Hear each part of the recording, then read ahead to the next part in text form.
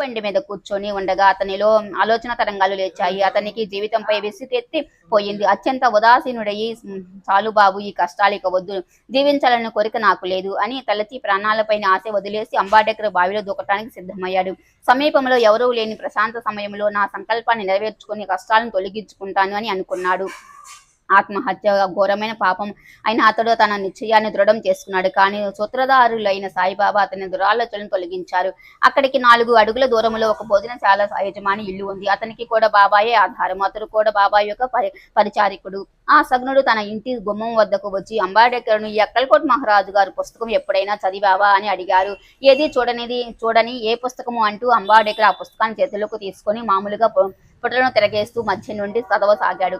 ధర్మ సంయోగం ఎలా కలిసి వచ్చిందంటే, అనుకోకుండా అతడు చదివే విషయం అతని ఆలోచనలకు సరిగ్గా సరిపోయింది. అతని మనసుకు బాగా నాటుకునేలా సహజంగా వచ్చిన కథను శ్రోతలు పూర్తిగా చెప్పాలంటే గ్రంథం పెద్దదైపోతుందన్న భయముతో సంక్షిప్తంగా మనవి చేస్తాను. అక్కల్కోటలో ఆత్మనిష్టలో ఉన్న సత్పురుష శ్రేష్ఠులైన మహారాజు ఉన్నప్పుడు అక్కడ వ్యాధిగ్రస్తుడైన ఒక భక్తుడు భరించలేనంత బాధపడుతూ ఉండేవాడు. అతని వ్యాధి తొలగిపోతుందన్న ఆశతో ఆయనకు చాలా రోజులు సేవ చేశారు. ఆ బాధలు ఏమాత్రం